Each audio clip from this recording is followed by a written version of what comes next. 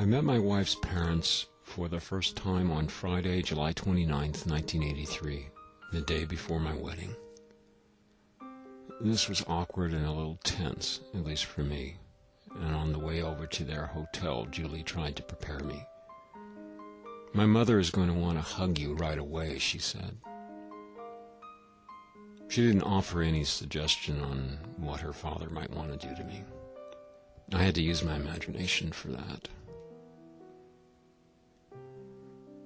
This is the collateral damage of true love. The innocent bystanders who are minding their own business when suddenly they get sucked into long-term relationships with consequences.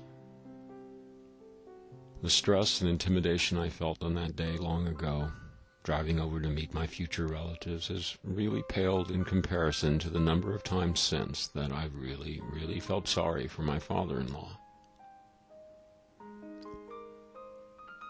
You do things. You grow up in the Great Depression in rural Texas. And when you're still a teenager, you get stuck on a boat and shipped over to North Africa, of all places, and then Europe, spending a lot of time on the front lines. You come home, meet a nice young woman and marry her, get a job in a metal shop where the noise drives you crazy, raise a family, save every cent, retire in your mid-50s having paid your dues and played by the rules, and suddenly your daughter gets a notion. What does this boy do, you ask, merely curious. She holds her head high and sticks up for love. He's an actor and a writer. Well, life is sometimes just not fair. Here's also what's not fair. My father-in-law deserves more than a mention in a newspaper column. His story is the kind I love and a truth I sincerely believe in. There are no ordinary people, but there are ordinary lives. Lives that are lived quietly and by rules laid down somewhere in the soul. Work hard, try to do the right thing, meet your obligations, and hold your family tight, because they sustain you, and in the end, they will be there with you. You will find in me, these days, a great deal of affection for fathers-in-law and families. Go figure. This week my family gets bigger, although that's a conceit, a personal perspective that ignores the rest of the world. What is going to happen, in fact, is that a legal, philosophical, emotional, and spiritual event will, by its nature, link together different people who might not connect otherwise. On the other hand, this is a pretty good definition of family, or at least it works for me. My daughter gets married this Saturday, August 15th, in Santa Fe, New Mexico, the land of enchantment. I will be there, as you can imagine, although there won't be any awkward meetings this time. I've gotten to know Cameron, her almost husband, over the past few years, and several weeks ago I met his parents. There were some hugs. There are great stories here, ones I can spin from now until November if I wasn't interested in your attention span. There are the twists and turns of early romance, murmurs of more, long-distance excitement rumbling over the phone, and pictures that we analyzed for signs of sincerity. Mostly, though, I think of the upside-down pyramid that points toward this day.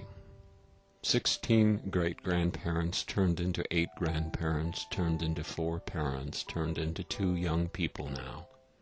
Rings and music and love.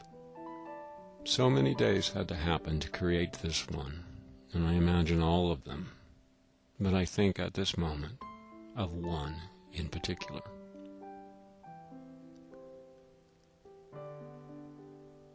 My father-in-law only shook my hand, smiled a little, and observed.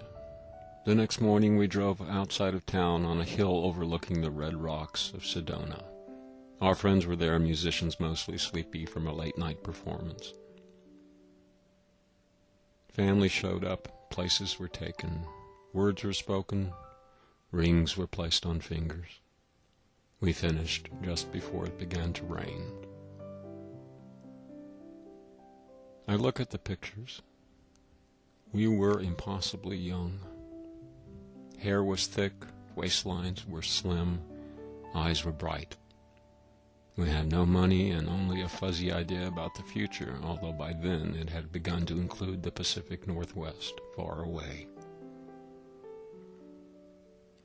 I narrate this in my mind, remembering telling the story of what would happen. The long drive to Seattle pulling a trailer. The panicky first weeks, the job searches, the apartments. The arguments, the loneliness, the rain and grayness that was new and overwhelming. The years, finally, 26 of them now. And now, another day. It's funny, too, looking at those pictures. I can't put names to some faces, and some are no longer with us. Everyone is young. Everyone seems happy. I scan the faces, and suddenly I realize in that funny, absurd way that we confuse time and space, that I'm searching for my daughter. And suddenly now, this morning, I'm pretty sure that I know why.